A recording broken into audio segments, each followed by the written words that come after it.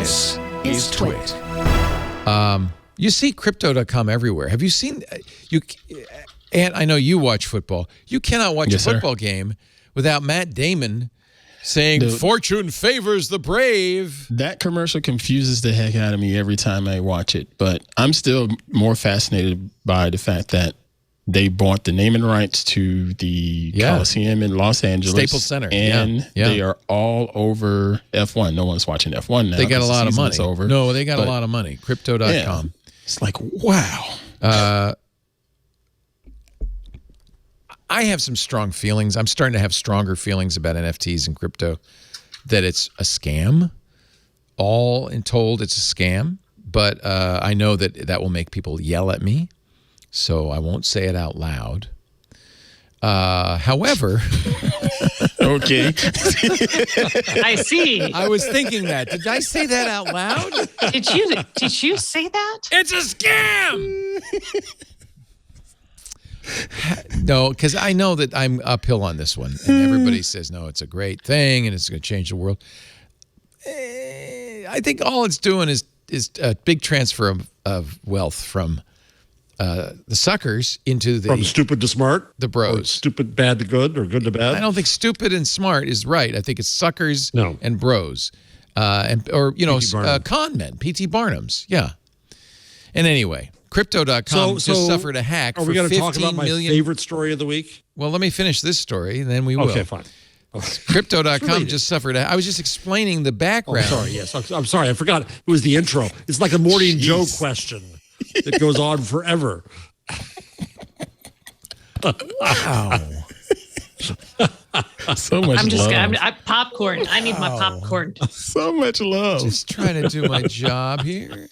Do you think I'm verbose? Sorry. Have I been verbose? I'm embarrassed that I forgot you were doing a story. So I had to lash. No, Jeff was on Twitter while you were doing that, Leo. I heard so him Jeff lost his train of thought. This guy is so verbose. He never stops talking. When is it my turn? I don't care. I don't even like this story. What's your story, Jeff? No, it's the related one. It's the Dune guys, the Dune dorks. Oh, I love this story. Okay, this one I can really dig my teeth into. Yeah. So you know what a DAO is? A DAO is derps distributed and derps and derbers. No, it's distributed. Anyway, it's the idea. The first DAO. Oh no, decentralized autonomous organization. It's a decentralized autonomous organization, which is basically a group of people get together to try to raise money. The first one I heard about was to buy the Constitution, a copy of the Constitution DAO. Well, this is the bet. This DAO. Better. This summarizes the whole problem. So there was a DAO put together to buy a copy of Dune, the book. It's called the Spice DAO because, as you know, in Dune, it's all about the spice. They raised. Keep going. They raised 2.26 million euros to buy a book. There's the book, a rare copy, I guess. Only 10 copies extant. Yeah, of it's not even Frank Herbert's Dune.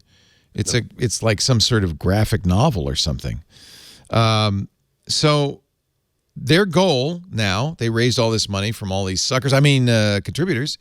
Their goal is to make the book public to the extent permitted by law, which is none. Well, they edited that. Produce an original animated limited series inspired by the book and sell it to a streaming service, support derivative products from the community.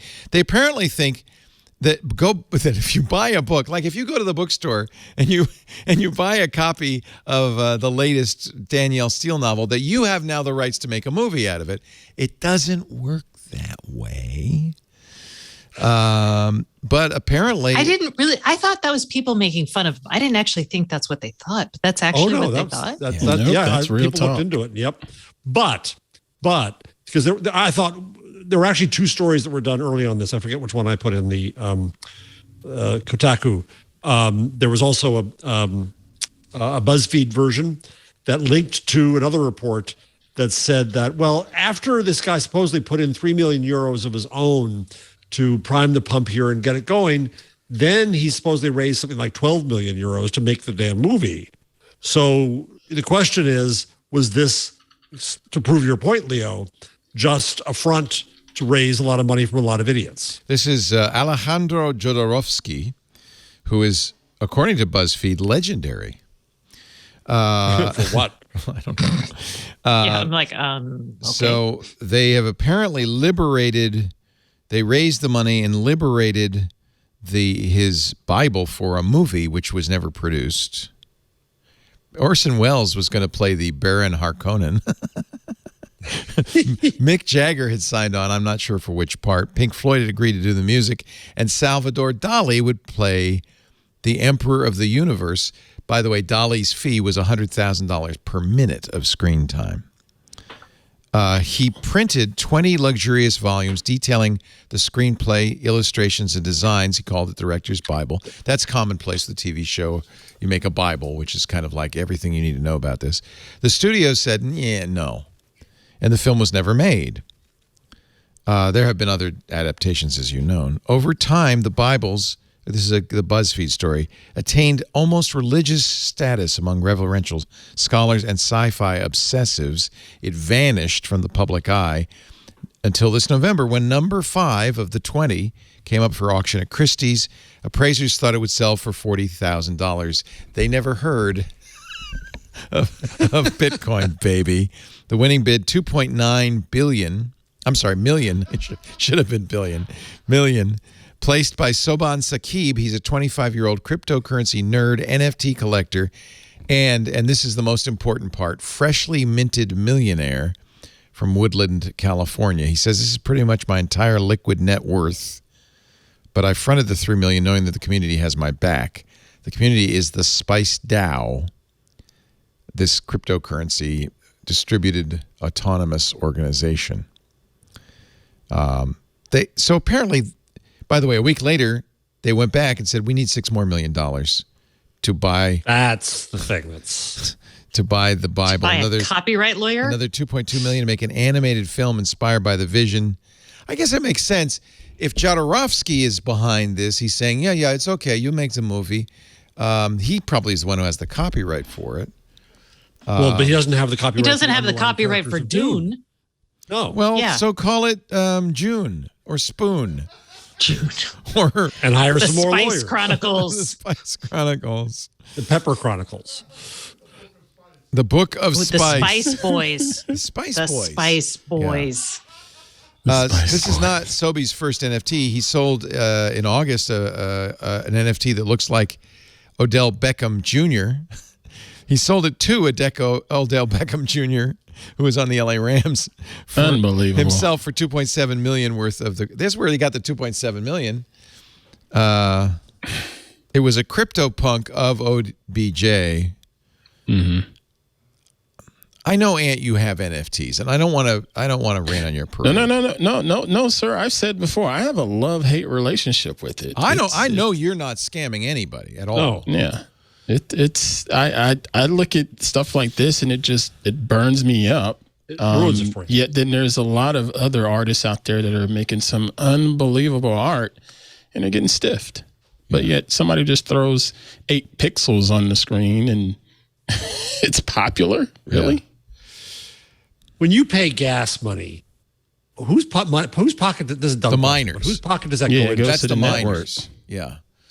So this is one of the elements of crypto is that not only does the initial coin have to be mined by a computer or a bunch of computers doing hard math problems, but it also, all transactions have to be registered in the blockchain by a miner. So miners can do either. They can, or both, and many do. And you make money for either. In the case of mining, you get the crypto. In the case of verifying transactions, putting transactions in the blockchain, you get paid some crypto. And often, if you notice, when you do a transaction, I've seen this with Bitcoin, you can decide how fast you want that transaction to occur. And if you are willing to pay more Bitcoin to do it, your transaction will occur quickly. Bitcoin is very sluggish, and so sometimes the transaction might Usually take half an hour. or days even. Maybe it's down to half an hour now. So that really, so you can, in other words, if you don't pay anything, it may take days or may never be registered. So I think it's honestly. Personally, I'm looking at some of the other options. Yeah, the people who cheerlead this are, I think, mostly people who stand to make money for it. Probably. Yeah. Frankly. Yeah. And it's a pyramid pyramid scheme scheme in technology that the people is who interesting. the people who own, say, NFTs, can't say this is bunk because the whole premise is they got to find somebody else who'll pay more than they paid for it. So they've got to promote it up. So it's kind of this ginned up propaganda. It's a bubble. Yeah, I've moved my stuff. Well, I'm still in the process of moving it all. I'm trying to move it to something beyond Ethereum and all of that gas stuff, because there's other protocols out there that are a lot cheaper, and people are still buying art. I will sell you a print of my photo. I do that too. That, I mean, signed and numbered. That seems to be an relatively honest transaction to me. I do that too. Yeah, signed and numbered, and now you have it. And maybe you don't have the provenance of this photo on your blockchain, so you can't prove it's signed and numbered by Aunt Pruitt. But I don't think that's the end of the world. At least you have a photo you could put on your wall. Right. And the thing is, my audience or / customers or what have you are the people that could care less about blockchain authenticity. If it says it came from me, they're probably happy, Yeah. I think, honestly, if you're a big Dune fan, you might want to own this book and have it on your coffee table. Awesome. Now, for only a few $100s, you can own a link to something. You don't, what? I don't know. You own the right to resell the link, which is, I think, what this is all about. Yeah. Anyway. Again, it's a love-hate relationship for me, because I do like the idea that artists can continue to have another revenue stream for their work. But at the same time, it can cost that artist a lot of money and a lot of headache. And then there's ways of getting ripped off with just people right-clicking and downloading, or the hack, as we saw on Crypto.com. So but it can go. But art is stolen and pirated or what have you in regular life outside of the digital world. You know, so I mean, the risks are there either way you look at it. No, that's true.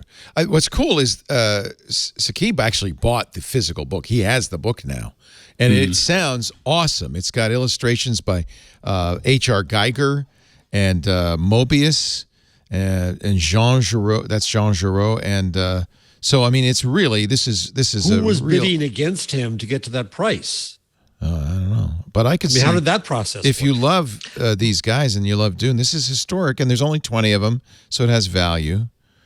Yeah, I don't know. Christie's, well, it has scarcity. Christie's thought it'd be worth 40,000, not 2.some million. Right. So how did it get from there to? I mean, what did they? I'm going to bid $5. I'm going to bid 2.6 million. Is there another DAO? Yeah, that's the thing. It's something. I think everybody. What I love about this story is everybody's looking at it and saying, "No, they can't be that stupid. No, they can't be." And so either they are that stupid, or it's a scam. I think it was almost as stupid. We don't know. I think after reading the BuzzFeed story, I think it's a little bit misrepresented that they thought, "Oh, good, now we can make this movie." I think they must have known better. But on the other hand, now they want to raise more money to make the movie. But anyway, I don't know. Look, if you want to throw your money away, go right ahead.